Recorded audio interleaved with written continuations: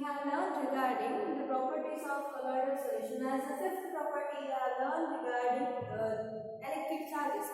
So electrical charges are nothing but your solution are having different kind of charges. In the sense, either it will be having positive charge or negative charge. Okay, so that positive charge or negative charge is mainly depend on the dispersion medium. Okay, so what you will take it as a medium, based on that you are going to consider that charges. Okay, and those charges are, it will be like uniformly distributed throughout the solution. So you have learned regarding that concept. So under that I was explaining regarding electrophoresis, right? So what is mean by electrophoresis? This is experiment just to show the presence of the colloidal particle with the charges. Okay, so we are seeing colloidal particle or the colloidal salts are having charges.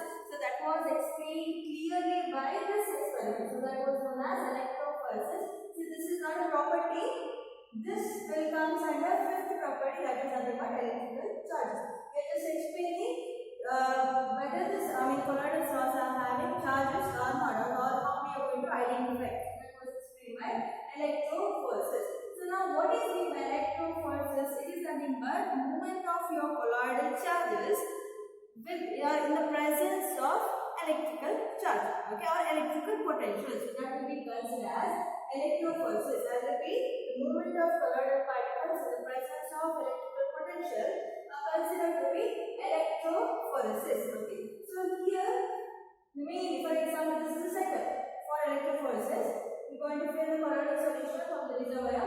Okay, and it will be having two electrodes. One is cathode electrode, which is having negative charge, and anode electrode, which is having positive charge. So this electrode will be immersed, and this will be connected to enough electric supply. Okay, so now what will happen? See, in this YouTube, we are going to take colloidal solution. You know, colloidal solution in the sense, as I said, it will be having particles, and those particles, according to our concept now, it is having charges. Now we are going to confirm whether it is having charges or not. So now what will happen? We will be taking colloidal solution which is having particles. So when you pass current or electricity, by that you can observe something.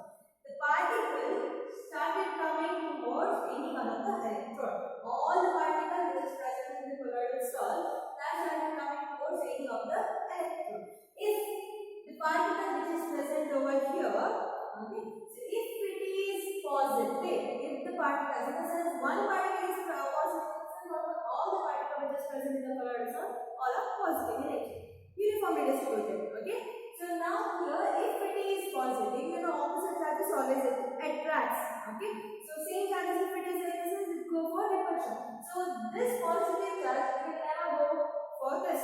Okay, it will never go for anode. So positive charge is attracted towards cathode, it is having negative charge. So you can observe when this experiment will be done, these particles will go towards cathode and it will settle down here.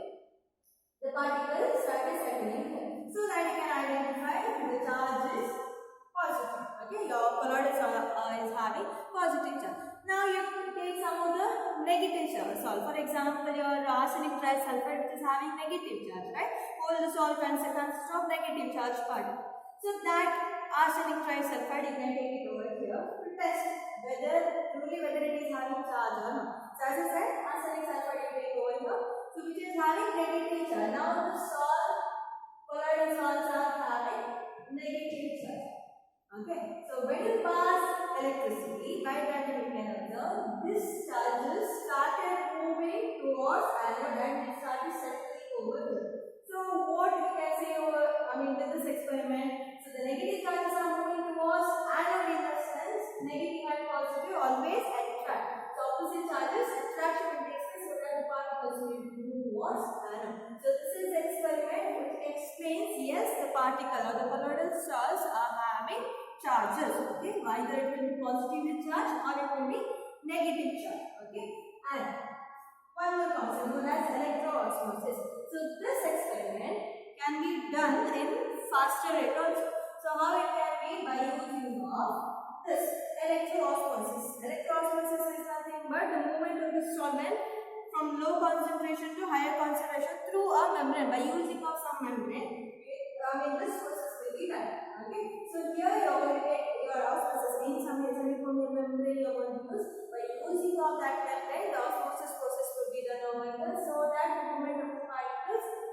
charge or the continuous movement of the particles will be done in first element. So that will be called as electroosmosis. Okay, so this is important, electroosmosis or electrophoresis.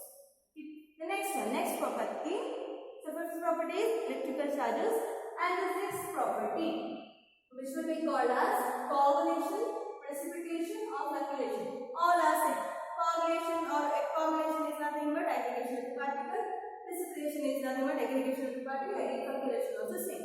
So aggregation of the particle, colloidal particle, because we are discussing regarding colloidal solid. So aggregation, the particles will come one another, that will aggregate one another, and formation of either precipitate will take place, or coagulated particle will take place, or flocculated particle. So all are same concept. So that will be considered as sixth property of your colloidal solid.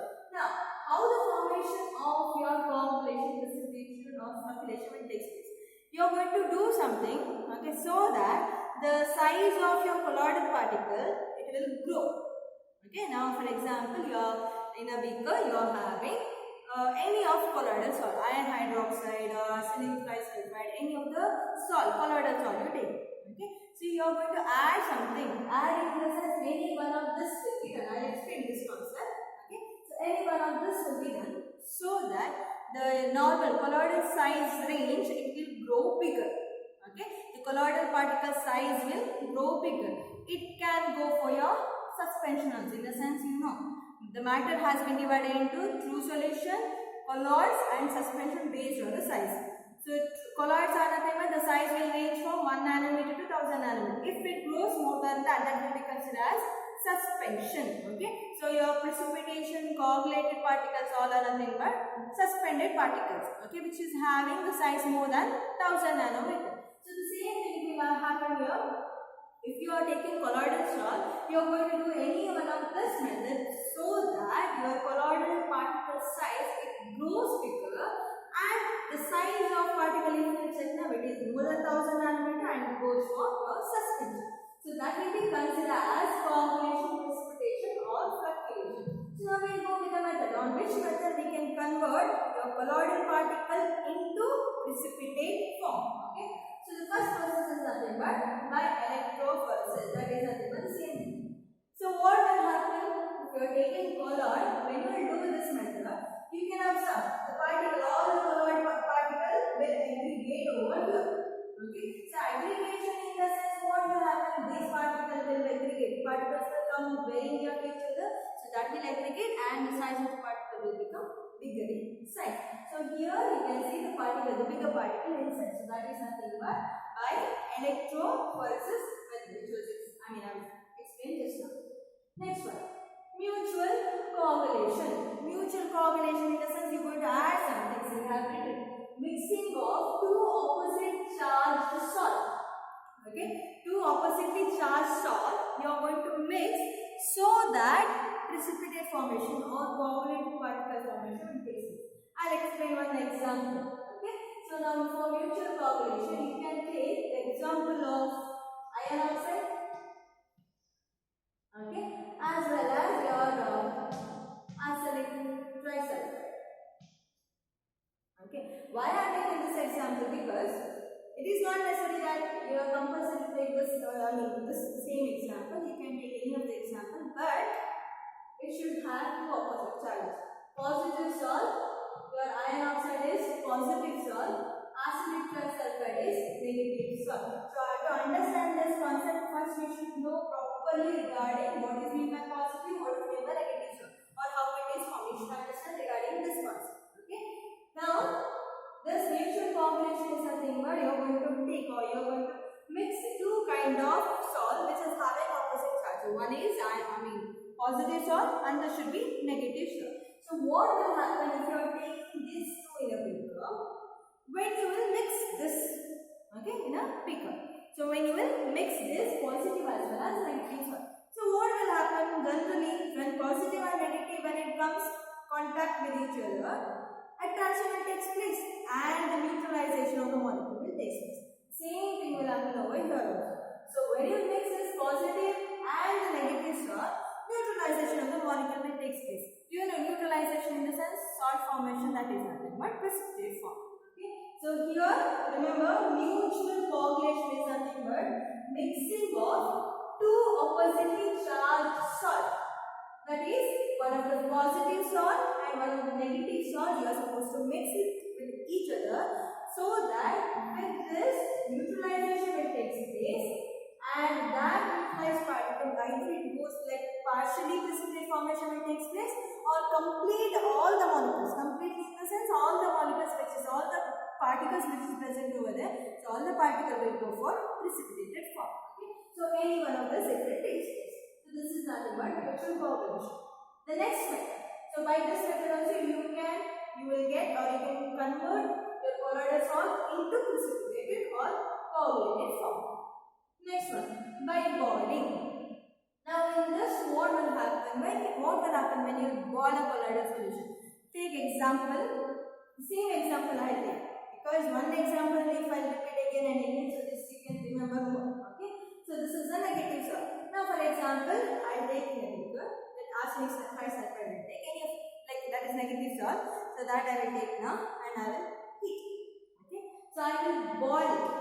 So what will happen when you will boil? You have learned regarding the concept of layer. Okay, so for example, since your arsenic trisulfide, this is having one is fixed layer, okay, as well as here it will be having other charges. The positive charge also present, but generally you are going to say this salt is negatively charged because it absorbs only this. Okay, it absorbs only the negative charge molecule, which was explained, which I was explaining already. So now here what will happen when you boil? By that time your colloidal salt are having other charges also, which is considered as mobile layer. Right? So it is having mobile layer also, right? So what will happen in a solution? The dispersed medium solvents are particles are there, right? That started disturbing your adsorbed layer. When you will boil the solution or when you will boil colloidal salt, the medium, in the medium whatever the particles are present, those particles started disturbing this. Okay, adsorbed layer is there, right? So it started disturbing adsorbed layer. Okay, collision will take place with this to your adsorbed layer. Collision of the molecule will take place over there. Okay, so when the collision will take place, this layer will get disturbed and it will get distributed. So by that time, that salt, the charges whatever it will have, that will be reduced. When the charges are reduced, it started settling down.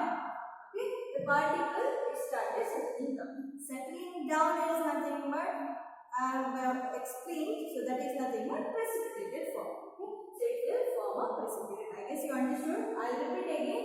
Boiling method is nothing but when you will boil it, when you will boil the colloidal salt, the particle which is present in the medium, it started colliding, okay, with your adsorbed layer. Okay, so it started colliding to the layer, inner layer. So what will happen? The inner layer, in the sense adsorbed layer, in the sense now if you take this as colloidal salt, so this has adsorbed negative charge particle. Adsorption is a negative charge. So that negative charge particle it started it will get disturbed and it started distributing. Okay. So now what will happen when it will distribute? By that time whatever power this it will have that will reduce.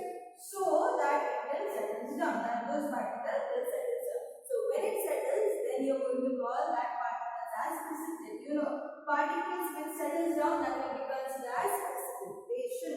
Okay, precipitate molecule. So now the precipitation will take place, right? So that precipitation we can also call it as coagulated particle or fluctuating particle. So this is regarding boiling. The next one, that is persistence dialysis.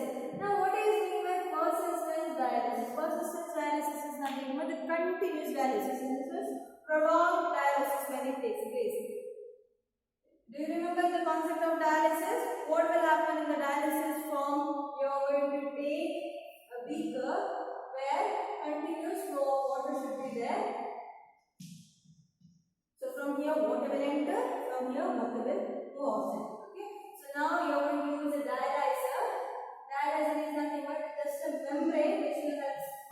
this process, okay, photodialyzing process.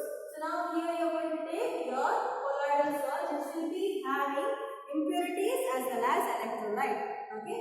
So that will be removed by passing of water, because your membrane, semi-permeable membrane is having small holes, so that from the hole you can remove the impurities, you can remove the electrolyte which is nothing but ions, but you cannot remove the colloidal particles. Purification method, okay, you have learned regarding this concept. So this is regarding purification concept. Now from here we are going to learn how the formation of coagulating particle or precipitated particle takes place by continuous dialysis.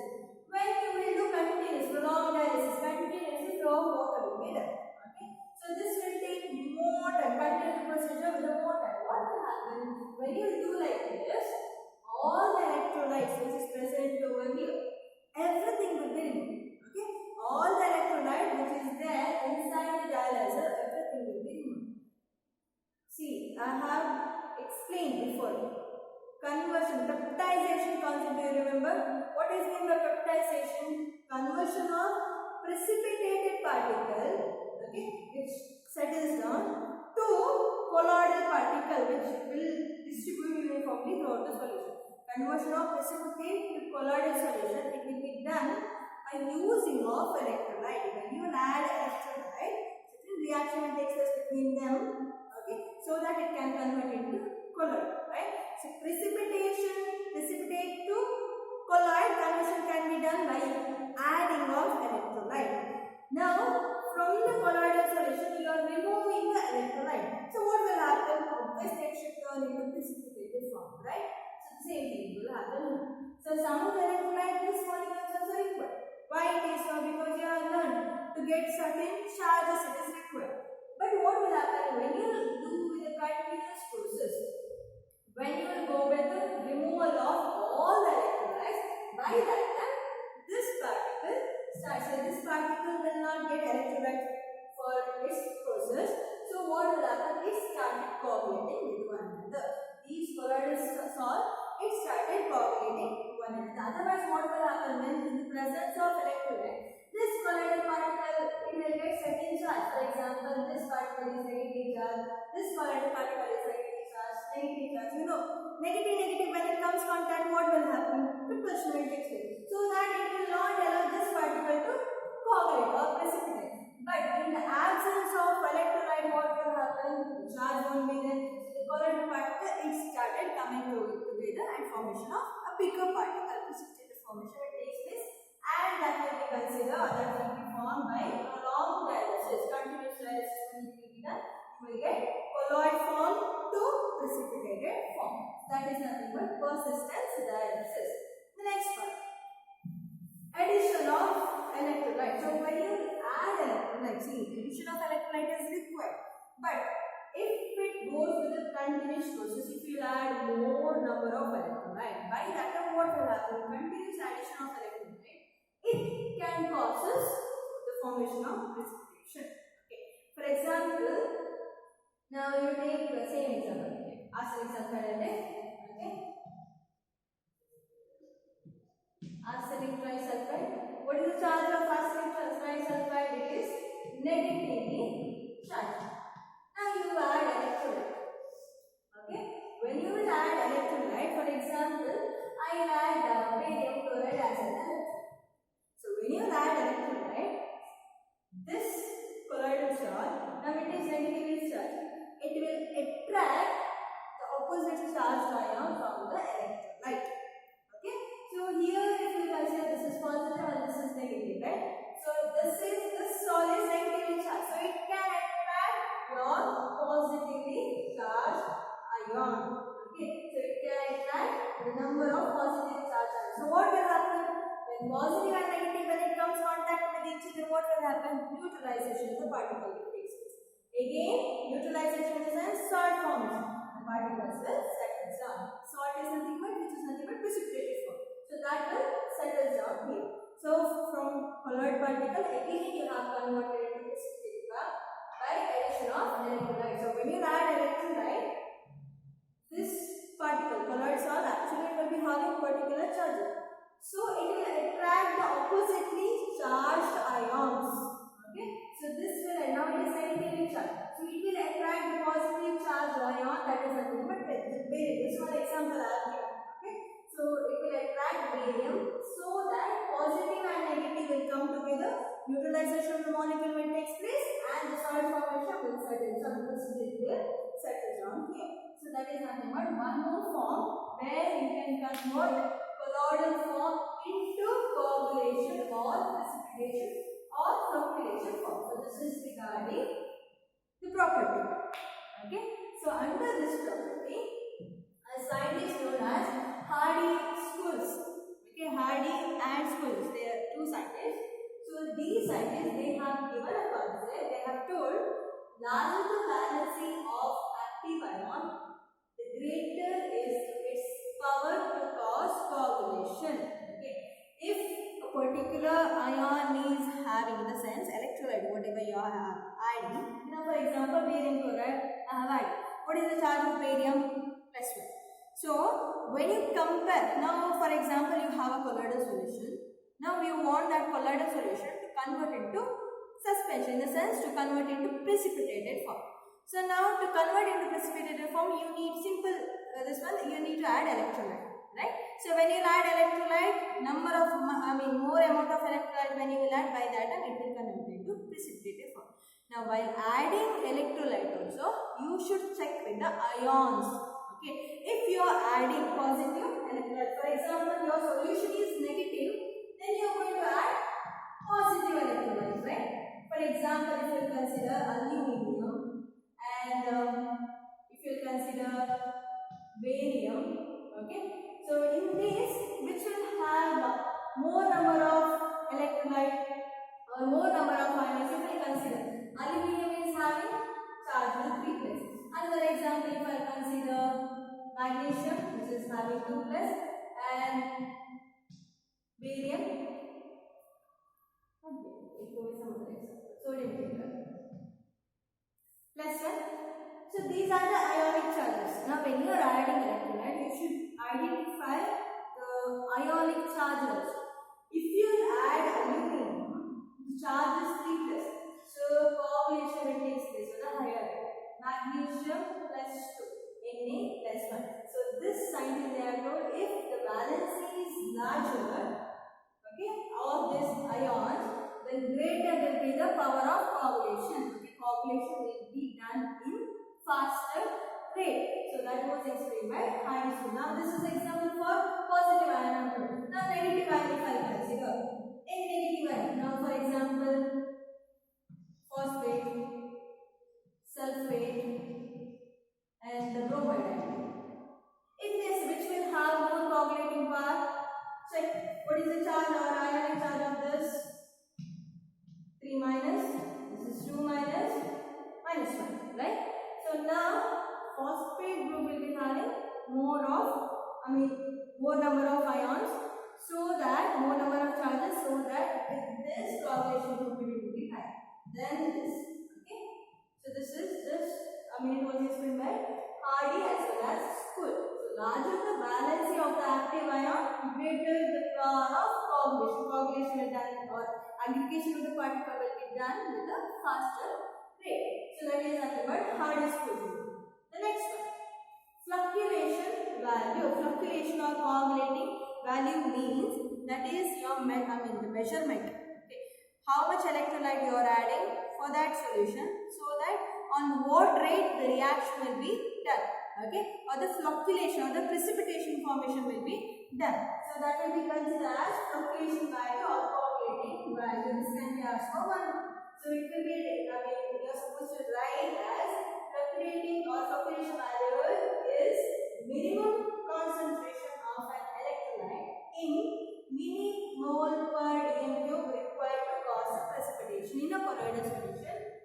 The minimum electrolyte you are adding, so that it forms as a precipitate. So that will be considered as flocculating value. So here you are going to get some value based on the rate of the reaction. So that will be considered as flocculation value or coagulating value. And the next concept is protective action of soap.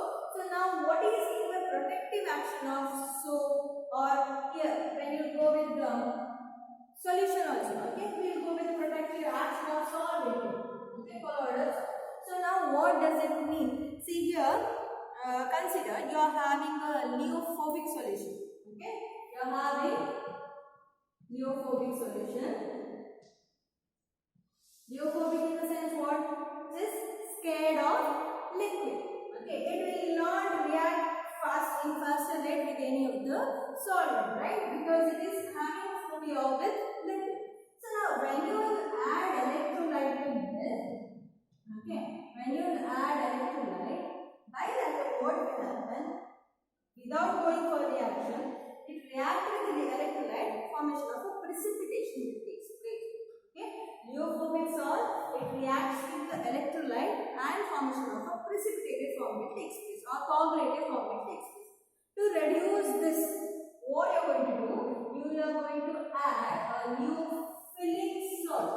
You know what is the neophilic salt? Neophilic is nothing but liquid loving. So that kind of salt you are going to add to this so that this forms a layer around this neophobic and electrolyte. So between neophobic and electrolyte, your neophilic will form as a layer.